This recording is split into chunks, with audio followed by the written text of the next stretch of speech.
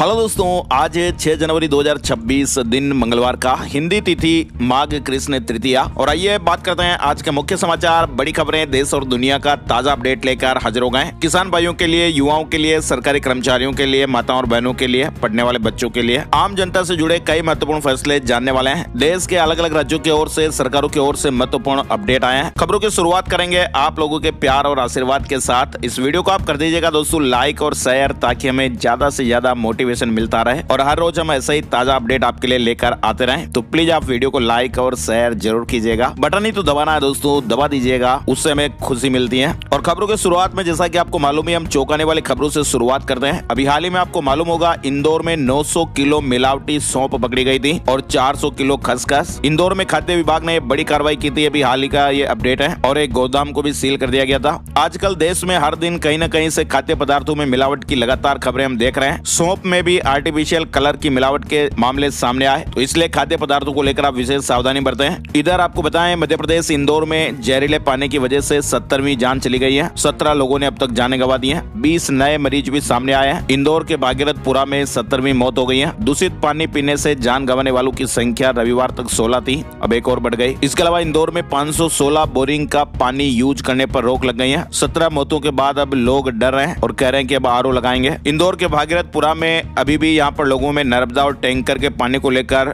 डर का माहौल सा है और ऐसे में इस इलाके में अब आरओ की डिमांड काफी बढ़ गई है। कई लोग अपने घरों में आरओ भी लगवा रहे हैं। लोग ये कह रहे हैं कि भाई कई जगह पर टैंकरों में भी गंदा पानी आ रहा है और कई लोगों की जानें चली गई। कई सारे लोग बीमार है, इसलिए घरों में आरओ लगाए जा रहे हैं। इधर भागीरथपुरा में बोरिंग का पानी भी दूषित पाया गया। मामला सामने आने के बाद शहर में बोरिंग के पानी के सैंपल भी लिए गए थे। 35 सैंपल फेल हो चुके हैं, मतलब इनका पानी पीने योग्य नहीं पाया गया। और ऐसे में इलाके के 516 बोरिंग के पानी के यूज पर भी प्रतिबंध लगा दिया गया है, जिसमें 400 प्राइवेट बोरिंग और 116 सरकारी बोरिंग है। इसके अलावा 112 पानी की टंकियों, नलों का पानी और बोरिंग के भी सैंपल लिए गए। अब इनकी जांच की जाएगी। 29 दिसंबर को यह मामला सामने आने के बाद से इलाके में डर सा माहौल बन रहा है। पीने का पानी है ना दोस्तों, पिएंगे नहीं तो फिर क्या करेंगे। इधर आप देखिए, मध्य प्रदेश के भोपाल से एक बड़ी दर्दनाक खबर भी सामने आ रही है। भोपाल के एक 26 साल के सॉफ्टवेयर इंजीनियर की मसूरी में कार्डियक अरेस्ट से जान चली गई। परिवार में वो इकलौते बेटे थे और करीब 3 साल से वो दिल्ली से सटे गुरुग्राम में रहकर प्राइवेट कंपनी में जॉब कर रहे थे। नए साल में अपने दोस्तों के साथ मसूरी घूमने के लिए गए और वहाँ बर्थडे पार्टी के बाद अपने रूम में सोए और फिर सुबह उठे ही नहीं। चलिए उत्तर प्रदेश से बड़ी खबर देखिए आप। झांसी में बुर्के और घूंघट वाली महिलाएं नहीं खरीद पाएंगी गहने, दुकानों पर पोस्टर लगने लगे हैं। कारोबारी ये कह रहे हैं कि भाई चोरों को पहचान नहीं पाते हैं। झांसी में चोरों की बढ़ती घटनाओं को लेकर सराफा व्यापार मंडल ने एक अनोखा लेकिन सख्त फैसला लिया है। अब चेहरा टक्कर आने वाले ग्राहकों को गहने नहीं बेचेंगे। महिला ग्राहक चाहे बुर्के में हो या फिर घूंघट में या फिर पुरुष ने नकाब पहना हो, किसी को भी ज्वेलर्स गहने नहीं दिखाएंगे। अगर गहने देखने या खरीदना है तो फिर पहले चेहरे से नकाब, बुर्का और घूंघट हटाना पड़ेगा।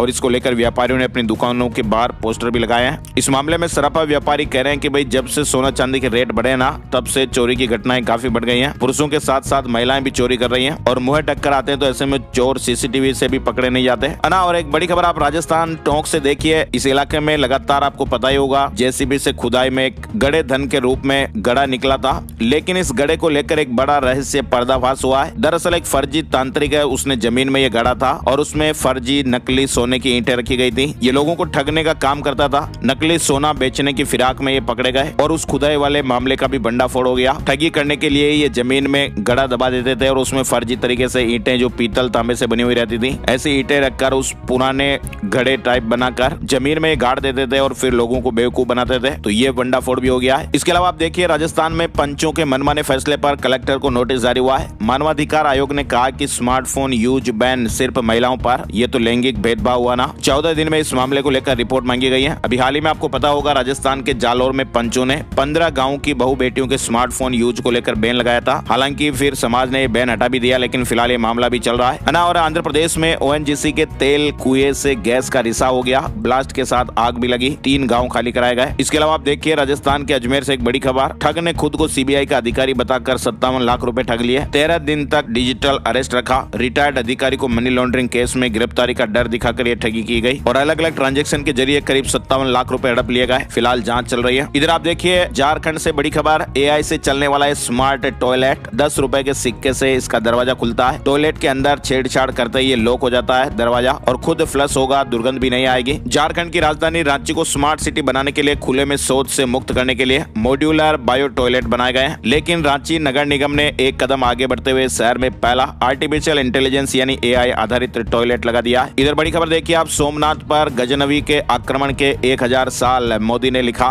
ये विध्वंस नहीं हमारे स्वाभिमान की गाथा, मिटाने वाले खत्म हो जाते हैं। इसके अलावा देखिए आप, गुरुग्राम में दूसरे के आधार कार्ड और पैन कार्ड से लोन ले लिया गया, बिना बायोमेट्रिक के आधार कार्ड में नंबर बदलवा दिया, OTP का दुरुपयोग किया। गुरुग्राम में गांधीनगर के रहने वाले एक व्यक्ति के आधार कार्ड और पैन कार्ड पर फर्जी लोन लेने का यह मामला सामने आया। 20,000 रुपए का फर्जी लोन लिया गया। चलिए बड़ी खबर आप देखिए, सुप्रीम कोर्ट ने राजस्थान हाई कोर्ट के एक फैसले को बरकरार रखते हुए बड़ा निर्णय दिया है। अब आरक्षित वर्ग के वे उम्मीदवार जो सामान्य श्रेणी की कट ऑफ से ज्यादा नंबर प्राप्त करते हैं उन्हें ओपन कैटेगरी में ही माना जाएगा। कोर्ट ने डबल बेनिफिट के तर्क को खारिज करते हुए योग्यता को सर्वोपरि बताया है। सुप्रीम कोर्ट ने आरक्षण के मुद्दे पर यह बड़ा फैसला सुनाते हुए राजस्थान हाई कोर्ट के फैसले को बरकरार रखा है। इसके अलावा देखिए, भारत ने ईरान को लेकर ट्रेवल एडवाइजरी जारी की है और कहा कि गैर जरूरी यात्रा से बचें। भारत सरकार ने वैश्विक तनाव के चलते भारतीय नागरिकों को ईरान की गैर जरूरी यात्रा टालने की सलाह दी है। इधर देखिए, केरल में बर्ड फ्लू का प्रकोप सामने आया है। H5N1 के 11 मामले सामने आए हैं। पोल्ट्री फार्म और स्वास्थ्य विभाग में हड़कंप समझ गया है। World Organisation for Animal Health यानी विश्व पशु स्वास्थ्य संगठन ने इसकी जानकारी दी है। ये मामले खास तौर पर अलापुझा और कोटायम जिलों के फार्मों में पाए गए। इधर आप देखिए, सुप्रीम कोर्ट ने अजमेर शरीफ दरगाह पर केंद्र सरकार और प्रधानमंत्री द्वारा सालाना उर्स में चादर चढ़ाने से रोकने वाली अर्जी खारिज कर दी है। कोर्ट ने कहा कि भाई ये अर्जी न्याय संगत नहीं है। अजमेर शरीफ दरगाह में प्रधानमंत्री की चादर चढ़ाने का विरोध सुप्रीम कोर्ट ने जो याचिका चल रही थी उसको खारिज कर दिया है। बैंक हड़ताल को लेकर सबसे बड़ा अपडेट आ रहा है। बैंक कर्मचारियों के संघ 27 जनवरी को राष्ट्रव्यापी हड़ताल की धमकी दे रहे हैं और वे 5 डेज वीक यानी 5 डे वीक की मांग कर रहे हैं। 27 जनवरी को राष्ट्रव्यापी हड़ताल की धमकी दी गई। इसके अलावा देखिए आप, देश में 10 करोड़ नौकरियां मिलेगी, उद्योग जगत के दिग्गजों ने प्लान बनाया। भारत में कार्यशील आयु की जनसंख्या प्रतिवर्ष लगभग 1 करोड़ 20 लाख की दर से बढ़ रही है। फिलहाल ताजा अपडेट यह रहा कि उद्योग जगत के दिग्गजों के एक समूह ने सोमवार को 100 मिलियन जॉब्स नामक एक राष्ट्रीय पहल की शुरुआत की है। इधर बड़ी खबर आप देखिए, ब्रिक्स को बर्बाद करने की तैयारी,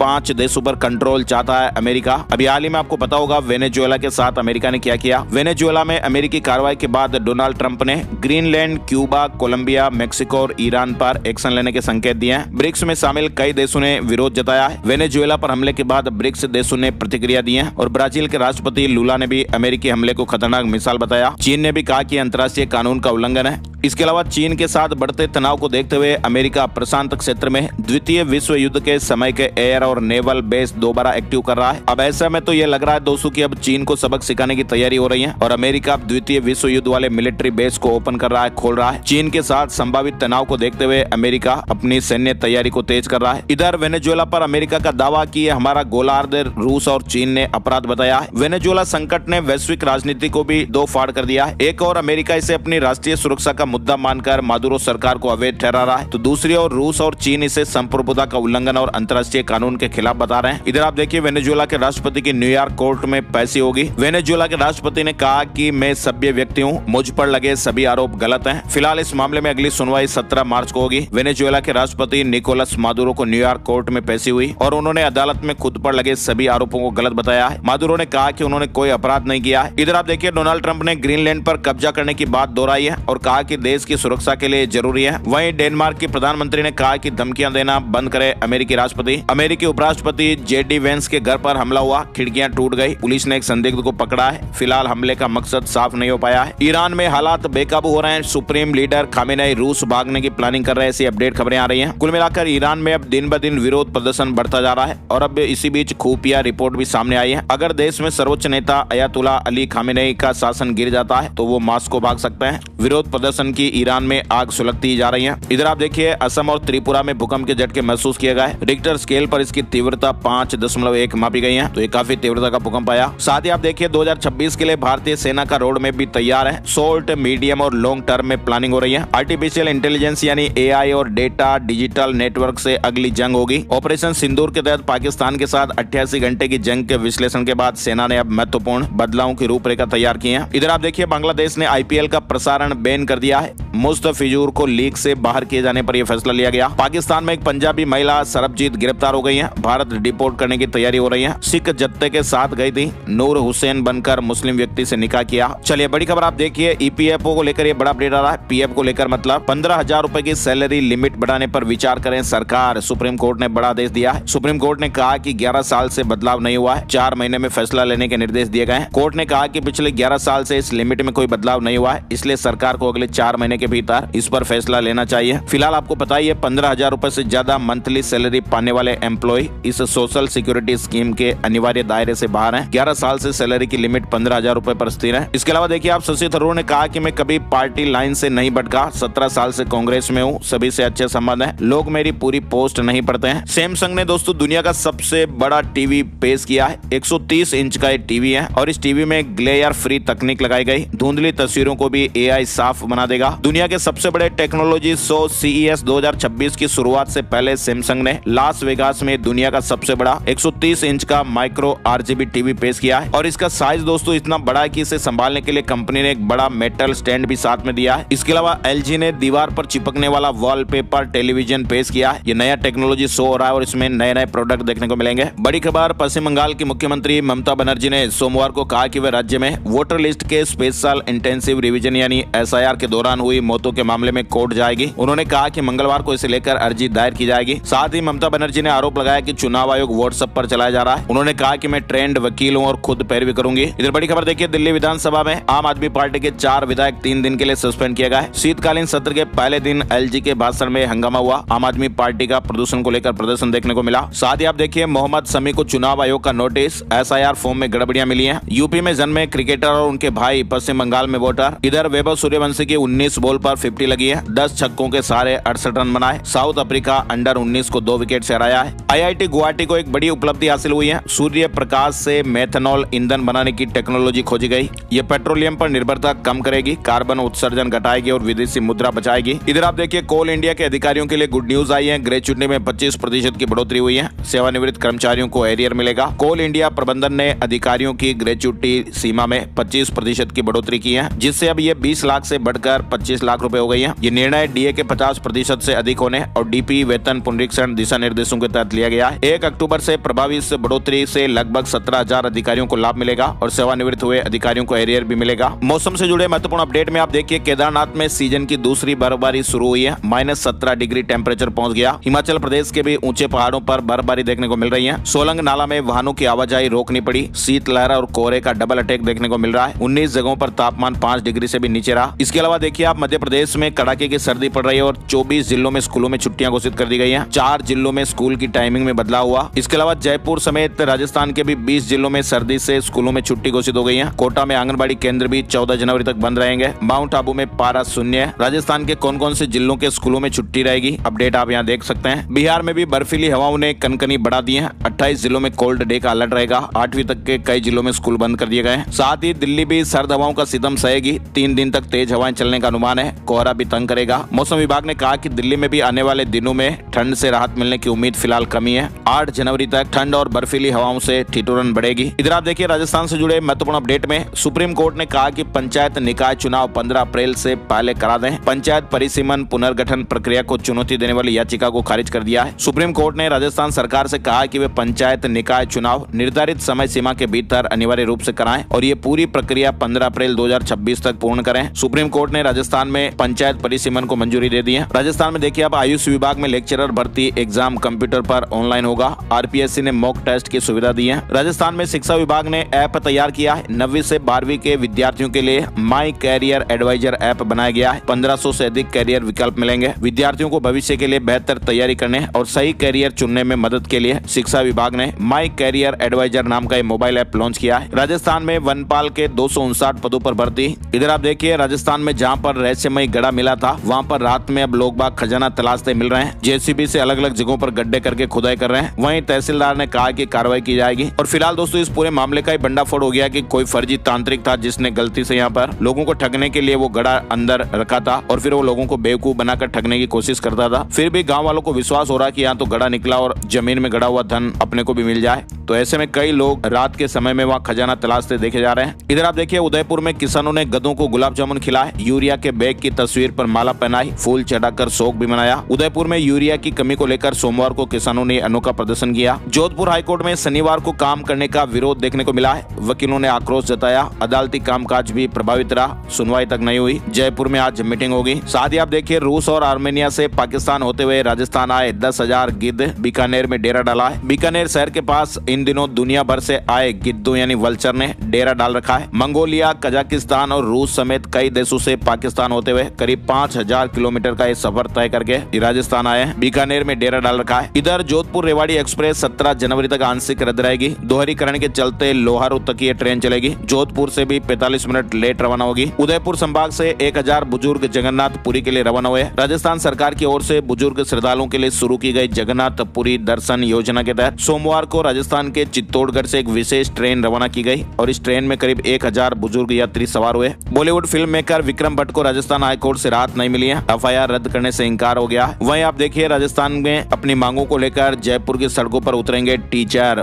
OPS में देरी और जर्जर भवन के मुद्दे पर महारैली होने वाली है। पूरे राजस्थान से शिक्षक आएंगे। अखिल राजस्थान राज्य कर्मचारी संयुक्त महासंघ के बैनर तले 12 जनवरी को जयपुर में शिक्षकों की विभिन्न मांगों को लेकर महारैली होगी। राजस्थान से एक और बड़ी खबर आ रही है। राजस्थान प्रदेश के हीमोफीलिया मरीजों के लिए राहत की खबर आई है। अब उन्हें रोज या बार बार महंगे इंजेक्शन नहीं लगवाने पड़ेंगे। चिकित्सा विशेषज्ञों की रिसर्च में सामने आया कि नॉन फैक्टर दवा एमिसिजुमेब न केवल पहले की तुलना में कई ज्यादा असरदार है। फिलहाल हीमोफीलिया मरीजों को दिए जाने वाले फैक्टर बेस यानी बाईपासिंग एजेंट इंजेक्शन बहुत महंगे हैं, लेकिन अब रोज नहीं 7 दिन में इंजेक्शन लगेगा। इसके अलावा आप देखिए, मध्य प्रदेश से अपडेट 13 लाख लोगों को मिलेगा 50,000 रुपए तक का लोन। पीएम मोदी की महत्वाकांक्षी PM स्वनिधि योजना के हितग्राहियों को अब मध्य प्रदेश सरकार 14% ब्याज दर पर लोन देने की तैयारी कर रही है। और इसके अलावा जिन ग्राहकों को बैंकों ने ब्याज की रकम काट कर लोन दिया था, उन्हें अब ये राशि वापस लौटाई जाएगी। एम्स भोपाल से उड़ान भरेगी एयर एम्बुलेंस। 300 बेड का कैंसर हॉस्पिटल। अब एम्स भोपाल से ही एयर एम्बुलेंस के लैंड और टेक ऑफ कराने की तैयारियां चल रही हैं। उज्जैन में अब लग रहे हैं सोलर ट्रैफिक सिग्नल। सिंहस्थ की तैयारियां हो रही हैं। AI से कंट्रोल होंगे और बिजली चले जाने पर भी ट्रैफिक नहीं रुकेगा। यानी उज्जैन में अब ट्रैफिक सिग्नल सौर ऊर्जा से संचालित होंगे। सिंहस्थ 2028 और भविष्य की जरूरतों को देखते हुए उज्जैन की यातायात व्यवस्थाओं को भी आधुनिक बनाया जा रहा है। इधर आप देखिए, बैंकों में 5 डे वीक वर्किंग की मांग को लेकर भोपाल में भी धरना प्रदर्शन हुआ। छत्तीसगढ़ में 17 ASI का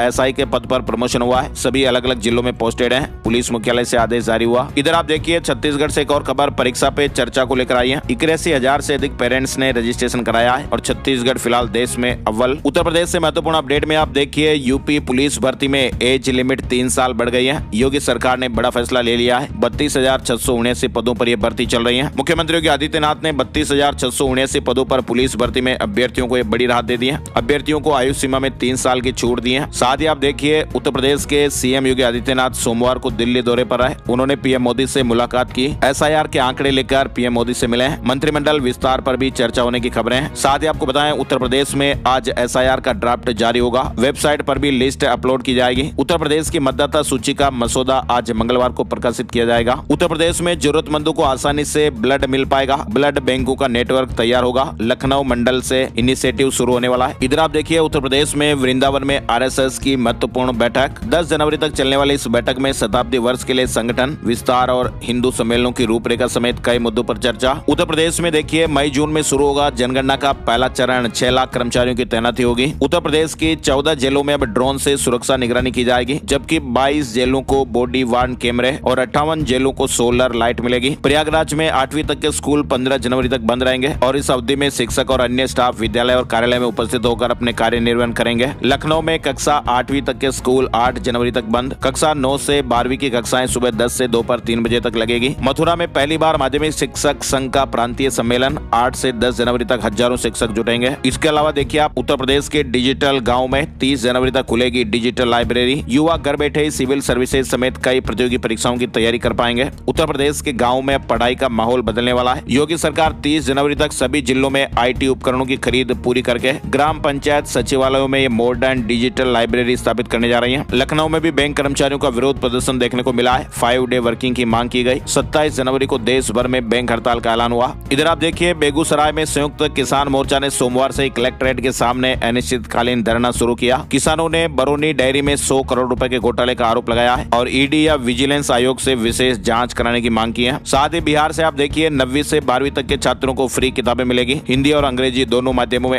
86 लाख पुस्तकें छपवाई। नालंदा में डिजिटल फसल सर्वे की डेट बढ़ गई है, अब 9 जनवरी के बाद शुरुआत होगी। 10 लाख से अधिक प्लॉटों का सर्वेक्षण होगा। बिहार में आप देखिए, राज्य के 30 बस डिपो में कैंटीन खुलेगी। 30 रुपए में आलू और सत्तू पराठा मिलेगा। जीविका दीदियां संचालन करेगी। 3 लाख यात्रियों को सस्ती दर पर भोजन की सुविधा। अच्छा, इसके अलावा बड़ी खबर आप देखिए, बिहार में उप मुख्यमंत्री विजय सिन्हा ने भागलपुर में भू माफिया और अधिकारियों की लापरवाही पर कड़ी चेतावनी दी है। उन्होंने सीओ को लंबित मामलों में तुरंत फैसला सुनाने और नवगछिया एसपी को भू माफिया की सूची बनाने के निर्देश दिए हैं। उप मुख्यमंत्री ने कहा कि यह तो सिर्फ शुरुआत है और मार्च के बाद भू माफियाओं पर बड़ी कार्रवाई होगी। साथ ही आप देखिए, स्वास्थ्य पर बिहार सरकार का बड़ा फैसला, सभी सरकारी हॉस्पिटल अब स्पेशलिटी बनेंगे। झारखंड से बड़ी खबर देखिए, सिंगल विंडो पोर्टल में निबंधन कराने की रूपरेखा तय हो गई है। अब झारखंड में सभी उद्योगों को उद्योग विभाग से निबंधन कराना अनिवार्य होगा। अगले 1 महीने में राज्य के सभी उद्योगों को उद्योग विभाग से निबंधन करा लेना होगा। झारखंड में आप देखिए, +2 में अपग्रेड हो जाएंगे 10वीं तक के 1711 हाई स्कूल। इंटर की पढ़ाई के लिए बन रहा हाई स्कूलों के अपग्रेडेशन का प्रस्ताव बन रहा है। 10वीं तक के जो स्कूल है वो 12वीं तक हो जाएंगे। हरियाणा में मनरेगा को लेकर सड़कों पर उतरेगी कांग्रेस। स्टेट लेवल मीटिंग में यह फैसला हुआ। लेकिन इसी बीच पंजाब में वीबी रामजी के खिलाफ प्रस्ताव पर सीएम सैनी भड़क गए। उन्होंने कहा कि ये भ्रम फैला रहे हैं, इनकी पंचायतों में 10,000 से अधिक घोटाले हुए। हरियाणा में विकास कार्यों की मॉनिटरिंग कराएगी सरकार। हाई लेवल कमेटी का गठन किया गया है। सीएम के एपीएस ओएसडी को जिम्मेदारी दी गई है। 15 दिन में रिव्यू होगा। पंचकुला में प्राइवेट प्ले वे स्कूलों का पंजीकरण अनिवार्य होगा। रिकॉर्ड की जांच शुरू हो गई है। साथ ही आप देखिए, पंजाब स्कूल शिक्षा बोर्ड ने शैक्षणिक सत्र 2026-27 के लिए स्कूलों की मान्यता और नवीनीकरण को लेकर भी आदेश जारी किया है। तय समय सीमा के भीतर आवेदन करना है। अंतिम तिथि 30 अप्रैल तय की गई है। पंजाब में 12 तारीख को टोल फ्री कराएंगे। पटियाला में क्रांतिकारी किसान यूनियन की बैठक हुई। इसमें किसानों ने 16 जनवरी को देशव्यापी धरने को सफल बनाने के लिए जी जान से जुटने को कहा है। साथ ही 12 जनवरी को टोल फ्री करने के प्रस्ताव पर भी चर्चा हुई। सीएम धामी ने कहा कि लैंड जिहाद से छुटवाई 10,000 एकड़ जमीन। उत्तराखंड से जुड़ा बड़ा अपडेट आप देखिए, 600 अवैध मजार गिराई, मदरसा बोर्ड खत्म किया। उत्तराखंड के सीएम पुष्कर सिंह धामी ने IANS न्यूज एजेंसी के शब्दोत्सव कार्यक्रम में राज्य की बदलती डेमोग्राफी, लैंड जिहाद और शिक्षा सुधार पर अपनी बात रखी। हिमाचल प्रदेश में पटवारी बनने के लिए 24 दिन में 70,000 से अधिक आवेदन आए। अभी आंकड़ा और बढ़ेगा। महिंद्रा की नई SUV 7 एक्सो लॉन्च हो गई है। कीमत 13,66,000 रुपए। वहीं सेकंड जनरेशन किया सेल्टोस भी भारत में लॉन्च हो गई है। शुरुआती कीमत 11 लाख रुपए के लगभग। साथ ही बिहार में आप देखिए, एस्टेट का रिजल्ट जारी हो गया है। 2,56,000 विद्यार्थी पास हुए हैं। शेयर मार्केट न्यूज अपडेट में आपको बताएं, सेंसेक्स 322 अंक गिरकर 85,439 के स्तर पर बंद हुआ। निफ्टी में 78 अंकों की गिरावट रही और ये 26,250 के स्तर पर बंद हुआ है। सोने चांदी के भाव में आप देखिए, 10 ग्राम 24 कैरेट सोने के भाव 1,386 रुपए बढ़कर 1,36,168 रुपए पर पहुंच गया है। 1 किलो चांदी की कीमत 2,513 रुपए बढ़कर 2,37,063 रुपए पर आ गई है। और अब चलते चलते एक नजर आज का राशिफल। आज 6 जनवरी मंगलवार को मेष राशि वालों को नए मौके मिलेंगे और नौकरी में ट्रांसफर की खबर भी मिल सकती है। साथ ही मिथुन राशि वालों को अपने से बड़े लोगों की मदद मिलेगी, फायदा भी होगा। कन्या राशि वालों को प्रॉपर्टी के मामलों में फायदा मिल सकता है। धनु राशि वालों को बिजनेस में निवेश से फायदा होगा। मकर राशि वालों को नया बिजनेस शुरू करने या फिर लोन लेने का योग बनेगा। मीन राशि वालों को रुका हुआ पैसा वापस मिल सकता है। और इसके अलावा बाकी राशियों पर सितारों का मिला जुला असर रहेगा। आज के मुख्य समाचार के वीडियो में फिलहाल बस इतनी खबरें। वीडियो को आप लाइक और शेयर जरूर कीजिएगा। वीडियो पूरा देखने के लिए आपका दिल से शुक्रिया और बहुत बहुत धन्यवाद। एक नए वीडियो में नई जानकारी के साथ फिर मिलेंगे। तब तक के लिए जय हिंद, जय भारत, वंदे मातरम।